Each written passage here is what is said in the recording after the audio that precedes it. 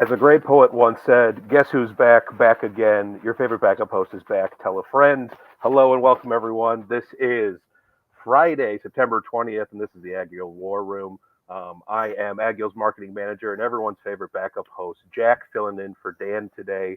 He's gone again, I know we miss him, but I'm just happy to be in front of a camera because I am a selfish egomaniac.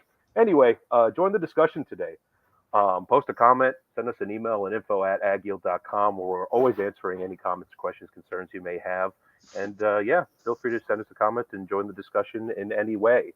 We're going to do a show first here this morning. I'm going to attempt to read off export sales that came in this morning. So we got export sales to China, reporting 121,000 metric tons of soybeans for delivery to China during the marketing year 2024-2025. How did I do, guys? Is that a thing? Is that correct? Yeah, that's right. Wow. Whew, I was sweating there for a sec. Additional overnight numbers. Let's go to Jason. Yeah, here, let me give you some numbers here. We got December corn down 1.50 cents. You got November beans down 6 3/4, and December Chicago wheat up 5 cents. KC's up a few. Thanks for that. All right.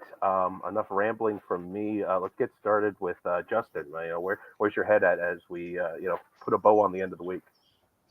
Yeah, thanks, Jack. Not much change from yesterday. We're still, obviously had the Fed rate cut, 50 basis points. So equities were sharply higher. The S&P and the Dow both hit all-time highs yesterday.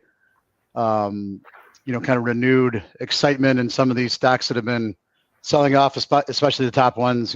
Apple, Tesla, a lot of the tech stocks were ripping pretty hard yesterday. Try to get some support in the commodities. Grains are just struggling. We talked about this morning, I think, as you're hitting harvest pressure. Funds continue to slowly cover. We're kind of locked in right now. We'll see if that changes, but getting too far above $4 in corn or $10 in beans has been a challenge to hold. And conversely, we'll see this is the next break. So we seem to find support if you get too far below those numbers too. We seem to run into demand. So I think we're trying to find this fair price right now where we're getting good demand. Yields have been good. It's very early. There's a lot of debate on if we can hold these good early yields with later planted crops. They're drying down very fast. We talked about there's 10% moisture beans or less. Corn's drying down really fast as well. The plants are still green in many areas. So, if you look at, most of the ice states, it's one of the driest 30-day periods in modern history. So did we get enough rain? Was the soil able to hold enough moisture to finish out? I think we probably took something off of these crops, but we're hearing, especially I'll call Illinois, a lot of 80+ bushel beans, 240 to 280 corn. So, were those still 20 bushels off what they could have been? I know there was a lot of yield checks 30+ days ago that were, close to 300. We've heard some pretty good disease pressure in certain areas of Indiana where yields were coming in 50+ bushels less than they thought.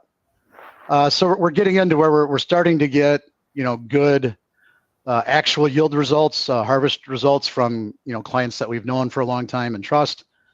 So I think that's what's going on in the country as we get real data from people that you start kind of putting those puzzle pieces together and figuring how close are we to the government estimate. I think that's what we're going through. We're enough good crops still right now to keep a cap on prices, enough demand to keep it from completely falling apart. At the same time, you've got crop insurance and things underpinning the market on a massive break from here. So I think that's kind of where we're stuck right now, Jack. That's good intel. I appreciate you. Yeah, we're kind of hovering right around that 50-day moving average, right? So you're sitting right at technical levels. I mean, December corn 404.25 was the last trade overnight. That's the 50-day moving average. Soybeans have traded above it a number of times and close either right at it or just below it in November beans. So, so some of this, when you don't quite know where we're going to land here with yield, and like you said, we're kind of stuck in this. If we get too low, we run into demand, and too high, we run into farmer selling. And so the market, especially the kind of trend traders are looking at some of these indicators to try to say, what's the next move, what's the next leg. So yeah, no, I agree with you. We're kind of waiting for new information, almost, is what it feels like. I think the forecast too, right? I mean, some of these rains in the forecast are probably welcome more than anything. I mean, we're hearing guys are cutting bean fields and they're still green. I've seen pictures on Twitter of a field that still has green leaves on it and it's 10% moisture. And they're like, what is going on? So, guys, especially that are running into some of these beans, would take a good rain, so they can get the beans out quickly. Excellent. Ben, you had something to say there? Yeah, I think it's interesting. We're sitting here in both corn and beans with the 20-day trying to cross the 50-day, and that would be kind of construed that momentum might be higher. But on the flip side, and I don't want to sound like Switzerland every time that I talk, but the truth is, managed money's covered a tremendous amount of shorts, especially in corn, and they've covered almost half their bean position. They're at a place here that if they want to get back in, they're getting close to levels where they might come back in and sell it again if it gets below there. So that is, I think, worth watching. So I would hope that it holds here and we can put something together and get on board with some of the other commodity markets. Maybe the rising tide lifts all boats a little bit. But still, we've got to get through a lot of grain in the next 4 to 5, 6 weeks. So Yeah, just to add to that, we kind of saying it a different way too. We've talked about this, big fund short, big farmer long. That's getting cleaned up every day. Yep. So as we go through harvest, it's again, the funds played it pretty well, and now we've had a decent rebound. Early yields are coming in really good. So with a slight rally, bigger yields, some decent carries, farmer balance sheet's getting a little better. It's still tough, obviously, out there. But you're cleaning the market up. And so to Ben's point, if a fundamental changes or, see how South America, is going to perform, or if China demand's going to pick up, that balance has gotten much cleaner. So there's a lot more bullets now that the funds have to either get long or short, from a kind of a neutral position or getting towards a neutral position. Excellent. Anything else on the grain side? No? Well, Rylan might be gone today, but we have a very special guest with us. Making his War Room debut, we have Mr. Brad. Brad, do you have anything to add today, or do you just want to say hello to our audience? I'm just here for the fun fact of the day. So Okay. that's really the reason I'm here. So you're going to be a co-host because that was the perfect way to tee it up. I have been honored again with the opportunity to do Fun Fact Friday, which I'll handle now. Here's your fun fact that you can use at the next dinner party you're at or anything like that. It turns out, and I didn't know this, that the lighter was actually invented before the matchbox. Yeah, fascinating, right? So the lighter was actually invented in 1823, while the matches as we know them weren't invented until 1826. The creator of the lighter, get ready for this name. I might name my child this right now.